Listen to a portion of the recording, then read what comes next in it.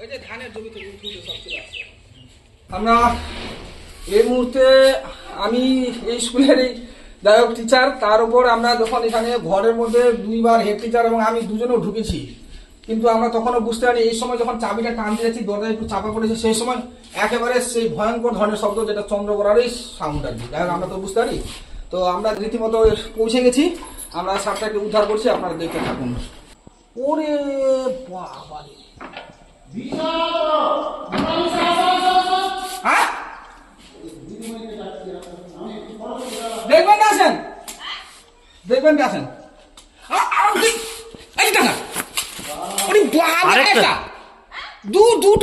দুটা ওটা কি? ওটাও তো চন্দ্রপড়াই। ওই যে এই যে একটা, আরে ওই যে একটা এমনি আমি বললাম না প্রেসার কুকারের মতো শব্দ।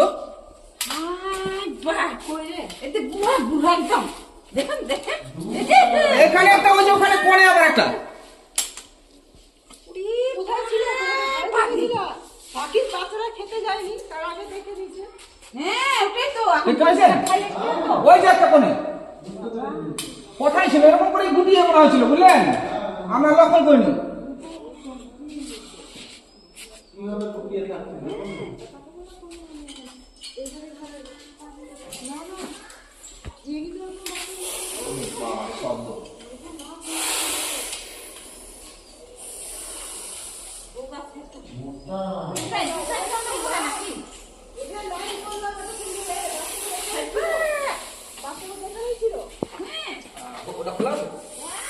আরো আছে নাকি কথা বলেন?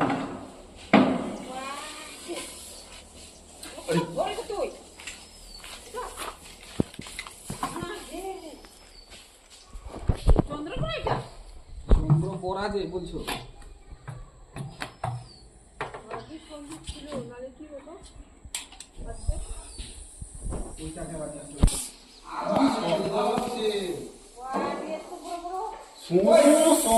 আওয়াজ করছে এরকম করে যদি দুটো টাকা পাবো না, হ্যাঁ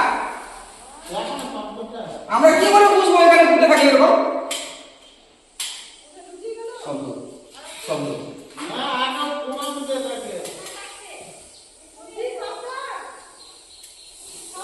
শব্দ শুনে বাপরে, আওয়াজ কি?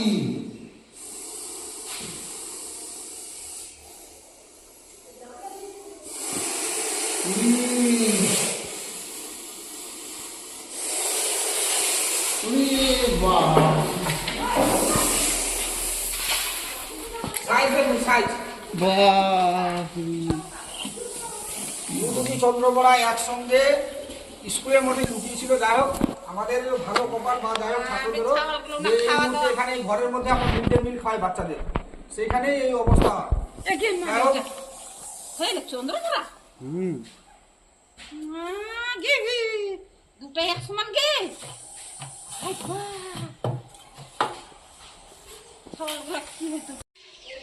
যাই হোক, আপনারা দেখলেন যে কিছুক্ষণ আগে আমরা চন্দ্রপড়া যে দুটো সাপ রয়েছিল সেই সাপ দুটোকে উদ্ধার করলাম। তো আমাদের এই মাস্টারমশাই হেড টিচার, হ্যাঁ যাই হোক পঙ্কজ চৌধুরী মহাশয়, ওনাকে এই বিষয়ে কিছু বলার জন্য। হ্যাঁ, আমাদের বিদ্যালয়ের একটা রুম, যে রুমে আমরা বাচ্চাদের খাবার ব্যবস্থা করি, মিড ডে মিল খাওয়ানো, সেখানে আমাদের মার্শালের সুইচটা আছে। সেই ঘরটায় আমরা ওই মাস্টারমশাই সঞ্জিত তো ঢুকেছিল, আমিও ঢুকেছিলাম।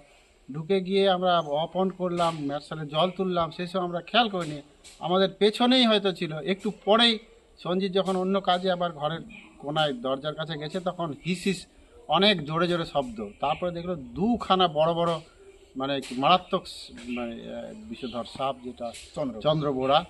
সেই সাপটাকে আমরা খুব ভাগ্যের জোরে বেঁচে গেছি। তারপরে একটু পরেই তো সেখানে মিড ডে মিলের খাওয়া দাওয়া হতো, বাচ্চারা হুড়মার করে যেত, তো কপালের জোরে আমরা বেঁচে গেলাম, থ্যাঙ্কস গড। আর আমাদের সঙ্গে রেস্কিউয়ারও একজন মাস্টারমশাই, কিন্তু তার সঙ্গে সর্প রেস্কিউয়ার, সে আমাদের খুব সহজেই সেই দুটো সাপকে রেস্কিউ করে ড্রামে করলো, পুড়লো, এখন সে বনে ওটাকে ছাড়তে যাবে। ধন্যবাদ সঞ্জিতকে অনেক অনেক, ও সঙ্গেই ছিল, পাশেই ছিল বলে আমরা বাঁচলাম, নাহলে অনেক বড় বিপদের হাত থেকে আমাদের স্কুলকে রক্ষা করলো, বাচ্চাদেরকে রক্ষা করলো আজকে ও। তো সবাইকে সাবধান থাকতে হবে এই বিষয়গুলোতে, ঘরগুলোকে ভালো করে চেক করে বাচ্চাদেরকে ঢোকানোর ব্যবস্থা করতে হবে। ঠিক আছে, আপনিও ভালো থাকবেন, অসংখ্য ধন্যবাদ। ধন্যবাদ তোমাকে।